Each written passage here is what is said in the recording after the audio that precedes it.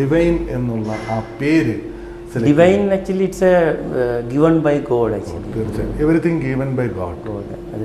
അതിൻ്റെ മീനിങ് അത്രയേ ഉള്ളൂ. ഇത് ടെക്നോളജി ചൂസ് ചെയ്തെന്നേ ഉള്ളൂ. അല്ല ടെക്നോളജി എന്ന് പറയുന്നത് ആക്ച്വലി ഇത് ആക്ച്വലി ഒരു സ്പെഷ്യലി ഒരു പുസ്തകത്തിൽ നിന്ന് കിട്ടുന്ന ഒരു ടെക്നോളജി അല്ല. ശരിക്കും ടൂളിങ്ങിൻ്റെ ഇത് ഒരു പുസ്തകത്തിൽ നിന്ന് മാത്രമായിട്ട് നമുക്ക് കിട്ടും. ഇത് ആക്ച്വലി ഓരോ കേസുകളിൽ ആക്ച്വലി ഇപ്പോൾ പുതിയതായിട്ട് വരുന്ന ഓരോ വണ്ടികൾ വാഹനങ്ങളൊക്കെ എടുത്ത് നോക്കിക്കഴിഞ്ഞാൽ അതിലെല്ലാം വളരെയേറെ വെറൈറ്റീസ് ഉണ്ടാവും, പുതിയ പുതിയ ഫീച്ചേഴ്സ് ഉണ്ടാവും. ആളുകൾക്ക് കൂടുതലായിട്ട് അത് ആളുകൾ എക്സ്പെക്ട് ചെയ്യുന്നുണ്ട് കസ്റ്റമേഴ്സ്. അപ്പോൾ അതനുസരിച്ച് മാനുഫാക്ചേഴ്സ് അതിന് വേണ്ടിയിട്ട് തയ്യാറാകുന്നുണ്ട്. അവർ പുതിയ പുതിയ ടെക്നോളജിയിൽ അതിന് പുതിയ ഫെസിലിറ്റീസ്, ഇപ്പോൾ ഒരു കാർ വാങ്ങിച്ചിട്ടുണ്ടെങ്കിൽ അതിനകത്ത് ഒരുപാട് ഫെസിലിറ്റീസ് ഉണ്ടായിരിക്കും. അപ്പം അതുകൊണ്ട് അത് നേരത്തെ ഇല്ലായിരുന്നു. അപ്പോൾ പിന്നീട് ഇത് വന്നപ്പോഴത്തേക്ക് അപ്പോൾ അത് ആ ഫെസിലിറ്റീസ് ആക്ച്വലി മാക്സിമം അതിൻ്റെ ഇത് എന്ന് പറഞ്ഞാൽ ടൂളിംഗ് ആണ്. ഈ ഫെസിലിറ്റീസ് എല്ലാം പ്രൊവൈഡ് ചെയ്യുന്നതിനുള്ള അതിൻ്റെ ബേസിക് എന്ന് പറയുന്നത് ടൂളിംഗ് ആണ്. ഈ ടൂളിങ് ഇപ്പം ഷീറ്റ് മെറ്റൽ ആയിക്കോട്ടെ, പ്ലാസ്റ്റിക് ആയിക്കോട്ടെ, അലുമിനിയം മെറ്റലിലായാലും എല്ലാതും ടൂളിങ്ങിലൂടെയാണ് മാസ് പ്രൊഡക്ഷൻ ചെയ്യുന്നത്. ഓരോ വണ്ടികൾ പ്രൊഡ്യൂസ് ചെയ്യുന്നത് 5,000 10,000 പെർ മന്ത് ആക്ച്വലി പ്രൊഡ്യൂസ് ചെയ്യുന്നുണ്ട്. 1 by 1 ആയിട്ട് ചെയ്യാൻ കഴിയില്ല. ടൂളിങ്ങിലാണ് എല്ലാ കാര്യങ്ങളും നടന്നു വരുന്നത്. അപ്പോൾ അതുകൊണ്ട് അത് ആക്ച്വലി ഒരു പ്രത്യേകിച്ച് ദൈവത്തിൻ്റെ ടൂളിംഗ് പ്രിസിഷൻ ഡൈസ് ആൻഡ് മോഡ്സിലേക്ക് ഇതിനു മുമ്പ് വേറെ ഏതെങ്കിലും കമ്പനിയിൽ വർക്ക് ചെയ്തിരുന്നോ? കാരണം അതേ ഇതിലായിരുന്നല്ലോ ഞാൻ പറഞ്ഞിരുന്നല്ലോ.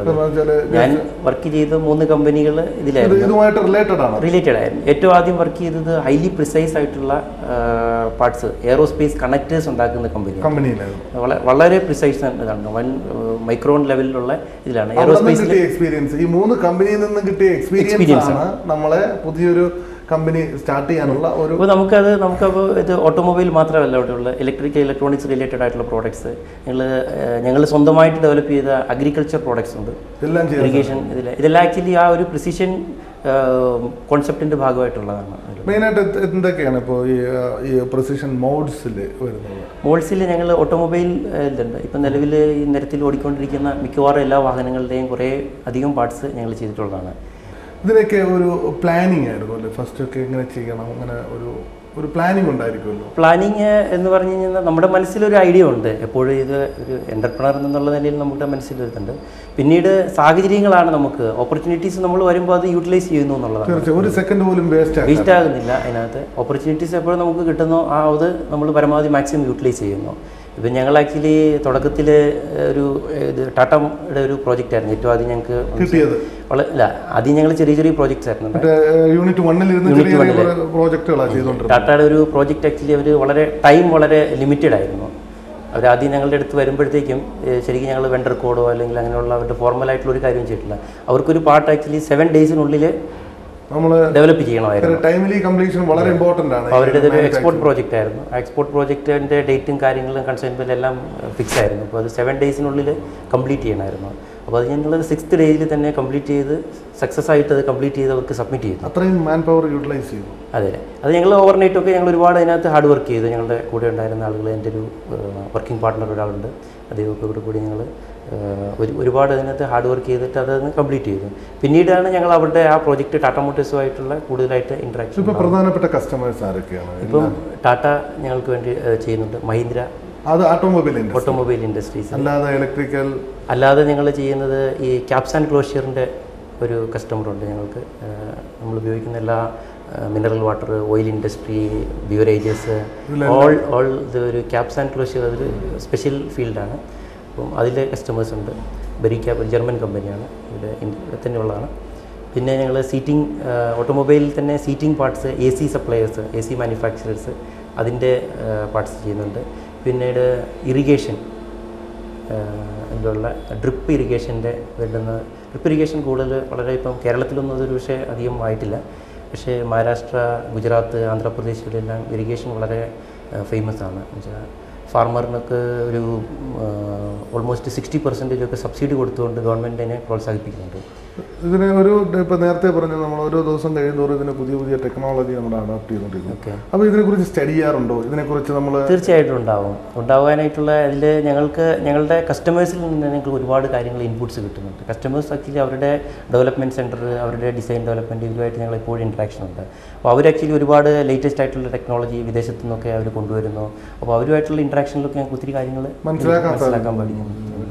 പിന്നീട് ഞങ്ങളിവിടെ ട്രെയിനിങ് പ്രോഗ്രാമുകൾ കണ്ടക്ട് ചെയ്യാറുണ്ട്. ഇവിടെയാണെങ്കിൽ ഞങ്ങളുടെ ഇവിടുത്തെ സ്റ്റാഫിന് ഇടയ്ക്കിടയ്ക്ക് ഇപ്പോൾ കഴിഞ്ഞ ഈ ദിവസങ്ങളിൽ തന്നെ ട്രെയിനിങ് ഒക്കെ ഉണ്ടായിരുന്നു. ഒരു മന്ത്ലി എപ്പോഴും ഞങ്ങളൊരു ട്രെയിനിങ്ങുകൾ ലേറ്റസ്റ്റ് ആയിട്ടുള്ള ട്രെൻഡ്, അത് ക്വാളിറ്റി റിലേറ്റഡ് ആകാം, അത് ടെക്നോളജി റിലേറ്റഡ് ആകാം, സേഫ്റ്റി റിലേറ്റഡ് ആകാം, അത് അതുപോലെ തന്നെ സ്റ്റാഫിനെ മോട്ടിവേറ്റ് ചെയ്യാനുള്ള റിലേറ്റഡ് ആയിട്ടും അങ്ങനെ പല രീതിയിലുള്ള ട്രെയിനിങ്ങുകൾ വളരെ ചെയ്യാറുണ്ട്.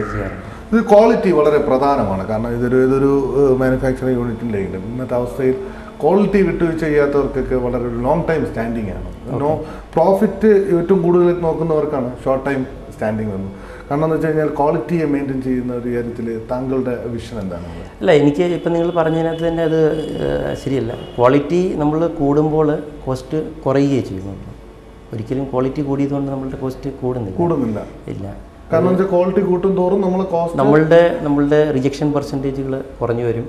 ക്വാളിറ്റി നമ്മളുടെ എല്ലാ ഇതിലുള്ള പ്രോസസ്സിൽ ധാരണ തെറ്റാണ്. കാരണം എന്ന് വെച്ചാൽ ക്വാളിറ്റി കൂടുമ്പോൾ പ്രോഫിറ്റ് നമ്മൾ അതിൽ വളരെ കുറഞ്ഞു പോകും. നമ്മുടെ ക്വാളിറ്റി നമ്മൾ ഇപ്പോൾ ഉപയോഗിക്കുന്ന ഇൻകമിങ് മെറ്റീരിയൽ തൊട്ട് നമ്മുടെ റോ മെറ്റീരിയൽ നമ്മൾ അവിടെ മുതൽ നമ്മൾ ഇൻസ്പെക്ട് ചെയ്ത് അത് ക്വാളിറ്റി ഉള്ളതാണെന്ന് നമ്മൾ അവിടെ തന്നെ വെരിഫൈ ചെയ്തിട്ട് നമ്മൾ തുടങ്ങിക്കഴിയുമ്പം അവിടെ മെറ്റീരിയലിനെ സംബന്ധിച്ചുള്ള റിജക്ഷൻ ഉണ്ടാവുന്നില്ല. പിന്നീടുള്ളത് പ്രോസസ്സാണ്. പ്രോസസ്സിൽ നമുക്ക് ഒരു ഡിഫൈൻഡ് ആയിട്ടുള്ള ഒരു പ്രോസസ്സ്, ക്ലിയർ ആയിട്ടുള്ള വർക്ക് ഇൻസ്ട്രക്ഷൻസ് ഇതെല്ലാം ഉണ്ടെന്നുണ്ടെങ്കിൽ അവിടെയും റിജക്ഷൻ പെർസെൻറ്റേജ് കുറഞ്ഞാണ്. അപ്പോൾ തീർച്ചയായിട്ടും ക്വാളിറ്റി കൂട്ടുമ്പോൾ കസ്റ്റമർ സാറ്റിസ്ഫാക്ഷൻ കിട്ടുന്നു, മോർ ബിസിനസ് നമുക്ക് ഉണ്ടാവും. അതേ സെയിം ടൈം റിജക്ഷൻ കുറഞ്ഞു വരും. ഇത്രയും നാളത്തെ ജീവിതത്തിനിടയിൽ വളരെ 13 വർഷമായി നമ്മൾ പൂനെയിലെത്തി. തിരിഞ്ഞു നോക്കുമ്പോൾ എന്താണ് മനസ്സിൽ ഫീൽ ചെയ്യുന്നത്? വിജയിച്ചതിൻ്റെയും അത് ഇനി അൺകംപ്ലീറ്റഡ് ആയിട്ടുണ്ടോ? അല്ല, ഇത് നമ്മൾ എടുത്ത തീരുമാനങ്ങൾ ആക്ച്വലി കറക്റ്റ് ആയിരുന്നു എന്നുള്ളതാണ് തീർച്ചയായും. കാരണം അങ്ങനെ ഒരു ബിസിനസ് തുടങ്ങാൻ പോകുമ്പോൾ വീട്ടുകാർ പറഞ്ഞത് വേണോ വേണ്ടേ എന്നുള്ള ഒരു ആദ്യം തുടക്കം. അതെ, അതിനകത്ത് അത് ഒന്നുണ്ടായിരുന്നു. പിന്നീട് ആക്ച്വലി ആ തീരുമാനങ്ങൾ നമ്മളെടുത്ത പല തീരുമാനങ്ങളും അതുപോലെ അതെല്ലാം ശരിയായിരുന്നു എന്നുള്ളതാണ്. അതിൻ്റെ പിന്നിലൊരു ഹാർഡ് വർക്കിംഗ് ഉണ്ടായിരുന്നു. തീർച്ചയായും കഠിനാധ്വാനം ഇല്ലാതെ ഒരിക്കലും അത് എത്താൻ സാധിക്കില്ല എന്നുള്ളതാണ്. ഇപ്പോൾ എല്ലാവർക്കും ഒരു സന്തോഷമാണ്. കാരണം ഇത്രയും റിസ്ക് എടുത്തിട്ടും അതൊരു സക്സസ്ഫുൾ ആക്കി എന്നുള്ളത് വീട്ടുകാരറിയുമ്പോഴത്തേക്കും തീർച്ചയായിട്ടും അവർക്കെല്ലാം ഉണ്ട്. അവരിടയ്ക്കിടയ്ക്ക് ഇവിടെ വരാറുണ്ട്, കാണാറുണ്ട്. സഹോദരങ്ങളെല്ലാം എല്ലാവരും ഇവിടെ വരുന്നുണ്ട്. അവരെല്ലാം വളരെ കൂടെ സപ്പോർട്ടീവ് ആണ്. ഹാപ്പിയാണ്. സ്വന്തം ഫാമിലിയെ കുറിച്ച് ഫാമിലി, ഭാര്യ, കുട്ടികൾ സോഫ്റ്റ്വെയർ എഞ്ചിനീയറാണ്, വിപ്രോയിൽ സർവീസ് ചെയ്യുന്നു. വിപ്രോയിലാണ്. ഒരു മകളുണ്ട്. പഠിക്കുന്നു? ഇല്ല, അത്രയായിട്ടില്ല. എൻ്റെ ഏജ് വളരെ കുറവാണ്. എനിക്ക് 32 വയസ്സായിട്ടുള്ളൂ.